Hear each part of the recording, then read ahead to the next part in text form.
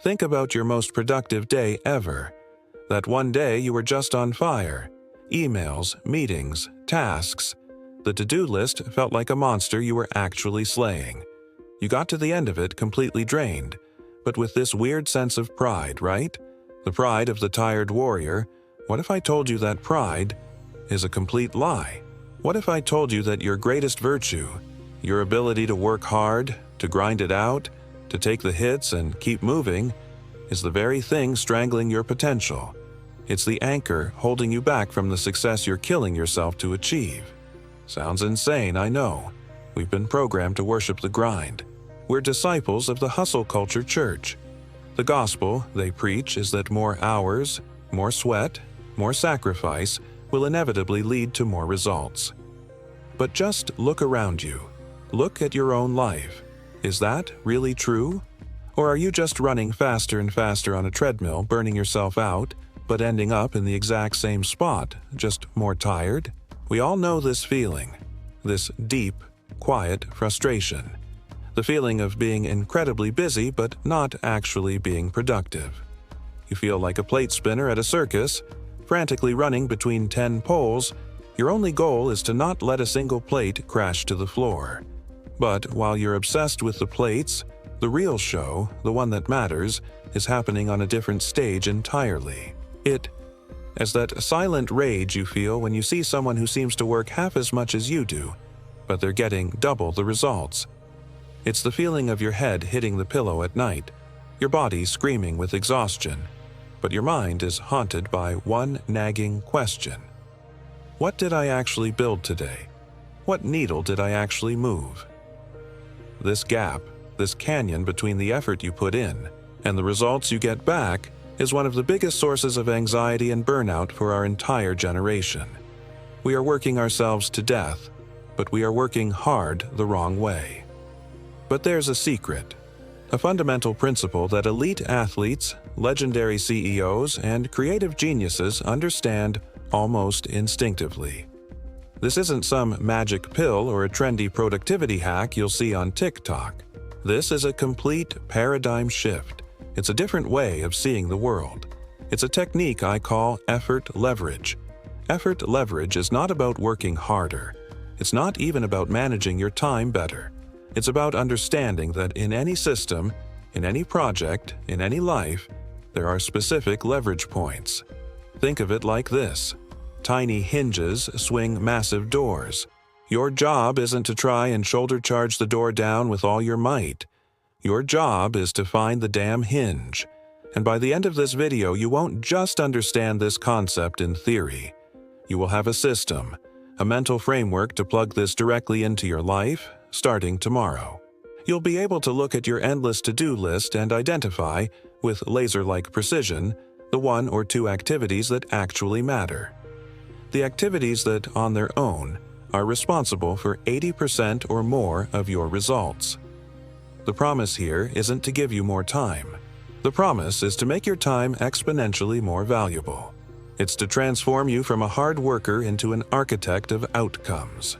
Okay, sounds great, you're probably thinking.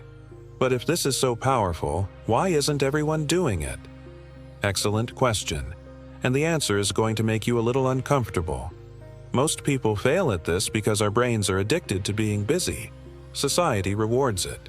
Being busy is a status symbol. Answering emails in 2 minutes, jumping from one meeting to the next. Every little task we check off gives our brain a tiny hit of dopamine, a little pat on the back, a feeling of progress. The problem is, it's fake progress. It's motion, not direction. Most people make a critical, fatal error. They mistake activity for achievement.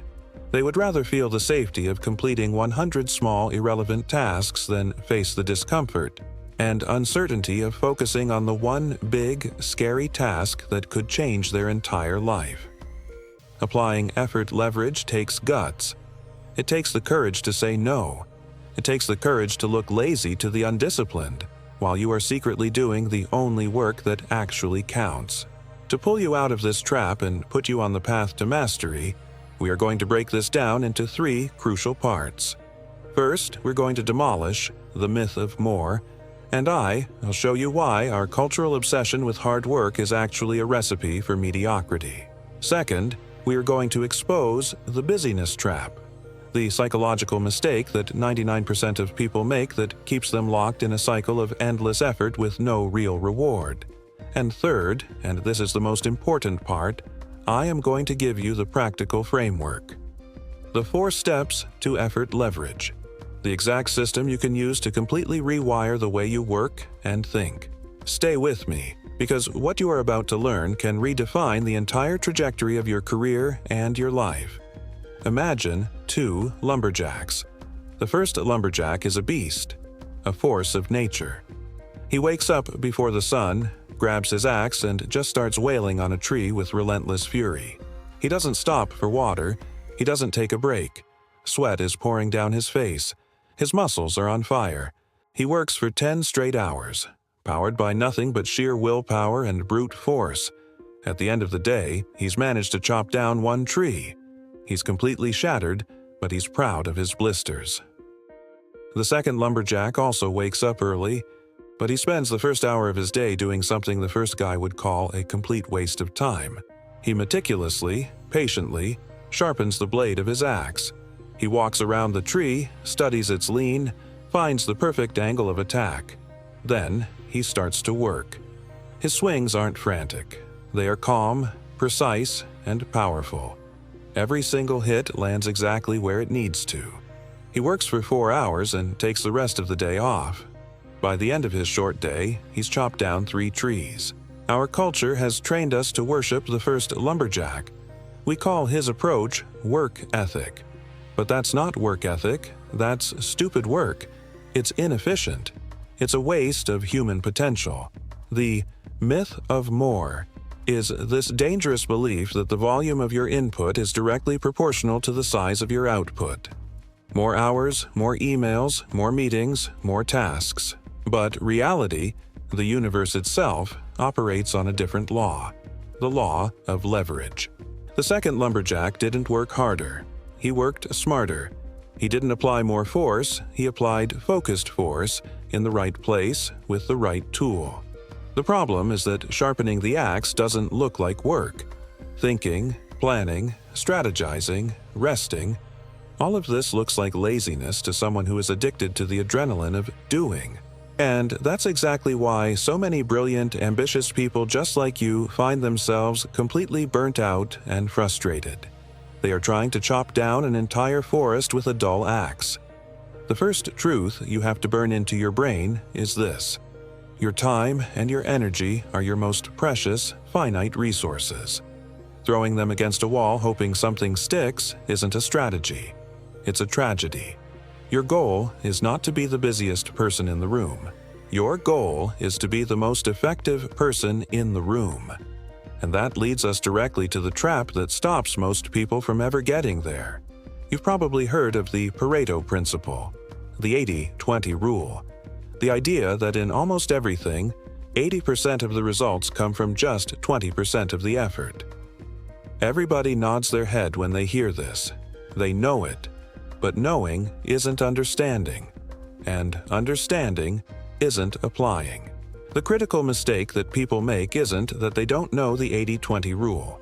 It's the psychological inability to let go of the other 80% of tasks that produce almost no results. Why? Why do we cling to useless work? Because those tasks are safe. They are easy. They give us the illusion of productivity. Firing off 50 emails in an hour makes you feel accomplished. Your brain releases a little shot of dopamine. Wow, look how productive I am. But did those 50 emails actually move the needle on your business? Did they get you 1 inch closer to your biggest life goal? Or did they just keep you busy? This is the busyness trap. And you need to see it for what it is. It is a sophisticated form of procrastination. We hide behind a wall of little tasks to avoid the difficult, scary, and uncertain work that actually matters. The work that requires deep thought. The work that has a real risk of failure. The work that, if we actually pulled it off, would change everything. Think about it. What's the easiest thing to do when you have a giant, intimidating project staring you in the face? The answer is organize your desk, or research productivity tools, or make a detailed plan that you will never actually follow. We will do anything and everything except sit down and do the real work. Breaking out of this trap requires brutal, uncomfortable honesty with yourself. It requires you to look at your daily routine and ask, is this progress, or is this just motion? Am I sharpening the axe, or am I just swinging a broomstick around with a lot of energy? And the only way to do this systematically, to make it a habit, is with a framework. All right, enough theory. Let's get practical. This is the system that will transform the way you work. It's 4 steps. They are simple to understand, but challenging to execute. This is where the real work begins. The first step is what I call the Brutal Audit. I want you to start doing this either at the end of your workday, to prepare for tomorrow, or first thing in the morning. Take out a piece of paper or open a blank document. I want you to ask yourself the single most important question of your professional life. And I want you to be ruthless with your answer. The question is this: if I could only work for 2 hours today, what is the one single thing I could do that would create the biggest possible impact on my long-term goals? Think about that. This isn't about what's urgent. It's not about what fires you have to put out. It's not about what other people are expecting from you. It is purely about maximum impact. If you're an entrepreneur, the answer probably isn't tweak the company logo for the 10th time. The answer is probably make 5 sales calls to high-value potential clients. If you're a writer, the answer isn't scroll through social media for inspiration. The answer is write 500 words of your book. If you're a leader, the answer isn't sit in 3 status update meetings. The answer is have that one difficult feedback conversation with a team member that you've been avoiding.